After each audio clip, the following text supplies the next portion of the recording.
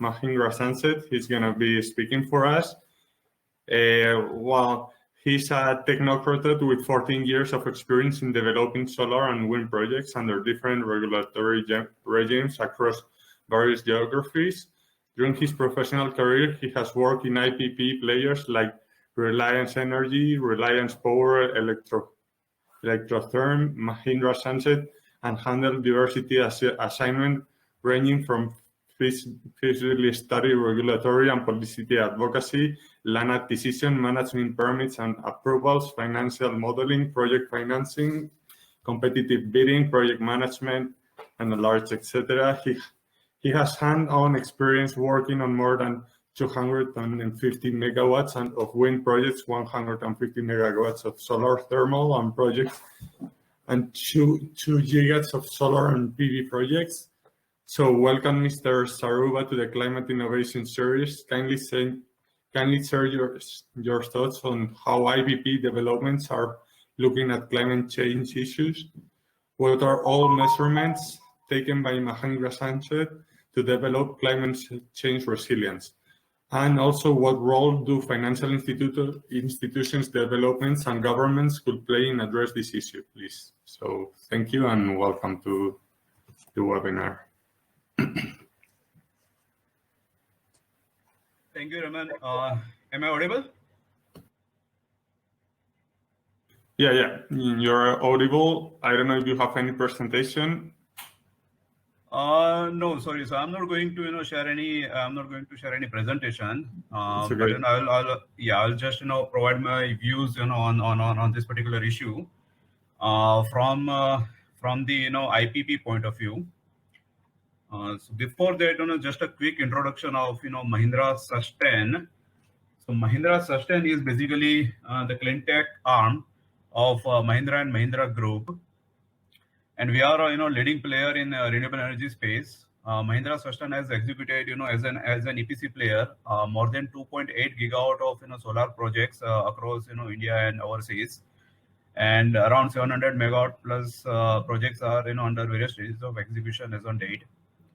As an IPP also, we have a portfolio of around 1.5 gigawatt peak, both operational as well as under construction across various parts of India. One of our sister concern, Mahindra Teco, is into the business of providing end-to-end solutions with respect to O&M of renewable energy projects and asset management services. Now, speaking on the issue at hand, the climate change impact on IPP projects. So on the IPP point of view. So as most of you are aware, renewable energy projects are completely dependent upon the extent of availability of renewable energy sources, and these sources are come from nature. And of course, climate change significantly affects nature the most, and vis-a-vis these impacts will have its cascading effects on solar and wind resource availabilities, which are one of the major requirements for renewable energy projects. Now, if we try to identify specific areas or specific ways through which climate change affects renewable energy projects. So the first is climate change affects the solar resource availability, solar as well as wind resource availability as a whole across India.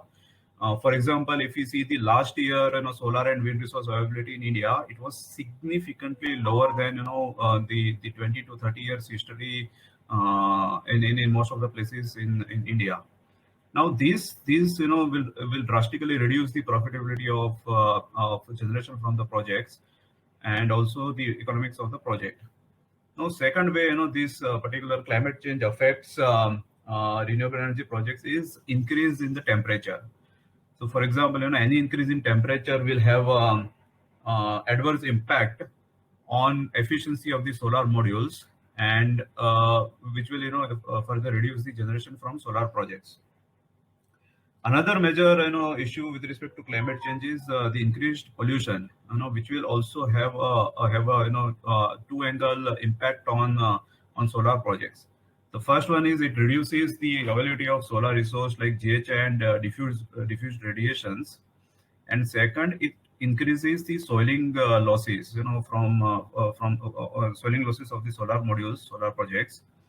And in some of the extreme cases, such as dust from cement industries, stone crushers, mines, coal projects, etc., sets on solar modules. And to clean the solar modules, it requires a specific measure, special cleaning techniques for cleaning of those modules. However, this will have a adverse impact on overall life of solar modules, as well as it will have a kind of higher degradation also in subsequent years. Third is because of the climate change and related issues. Availability of water in various parts of the country is also is a growing concern, and this water scarcity will affect the cleaning ability for large scale solar projects. This will also result in increased soiling losses. Uh, Another kind of unforeseen changes with respect to climate changes in some part of the country. We are seeing kind of erratic a monsoon pattern, and the quantity of rain over last 20-25 years. For example, at some of our plants, we have observed extended monsoon period of 4 to 5 months last year, and also the quantity of rain that we have seen was quite higher than the previous several years. So this extended monsoon has also impacted generation from the project. And also as of now most of the places in India, most of the states have implemented forecasting and scheduling regulations, which requires a kind of forecasting of forecasting of generation from the project with a specific accuracy band. And if the accuracy band is breached, then we have to pay some penalty amount under the DSM regulations.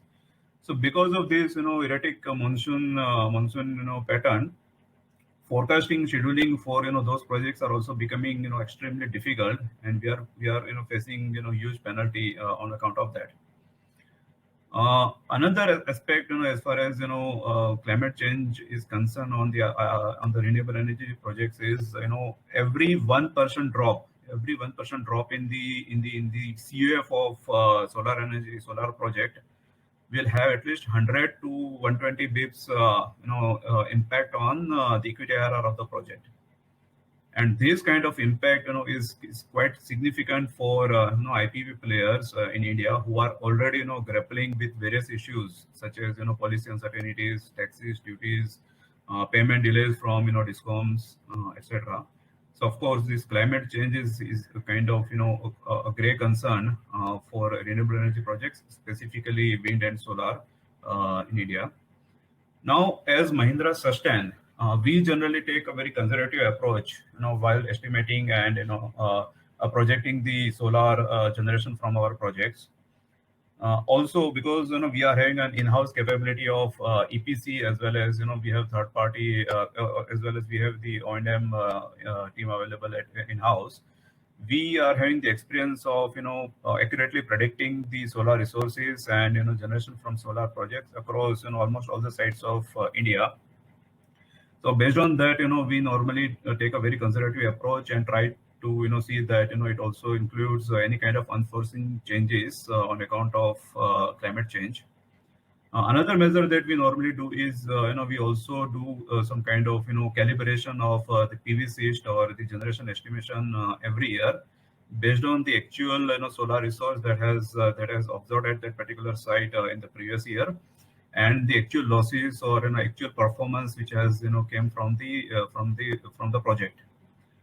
This gives us a significant insight on long-term projection, long-term generation projection from our projects.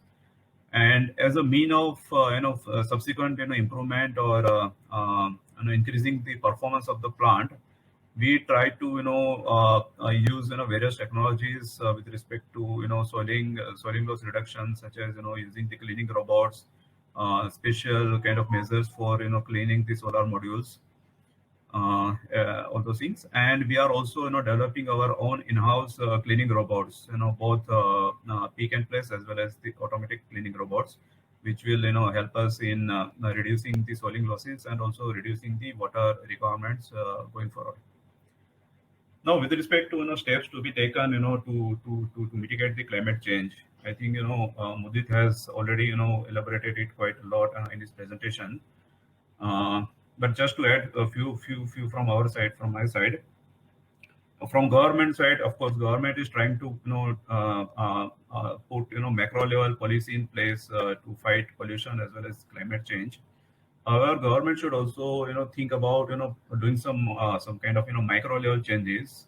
For example, government may try to issue the policy or directives to prevent any kind of establishment of high dust producing units such as cement plants, stone crusher, etc., in proximity to solar projects, so that the generation from solar projects doesn't get affected due to such kind of industries.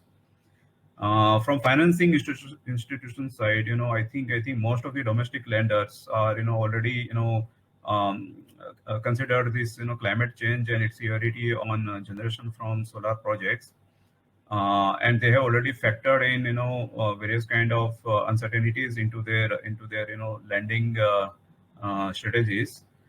And because of that, what I have seen in near past is most of the projects which are being funded recently, they have kind of already taken care of this kind of uncertainties on account of climate change in the profitability of projects. And as Mudit has already told, funding from lenders and push on policy side from the government. These two things are, of course, these two things are, if used positively, it will have a big impact on climate change and the impact of climate change on renewable energy projects going forward. That's it from my side, Raman. Okay, so thank you very much, Saurabh. So as I said before, we would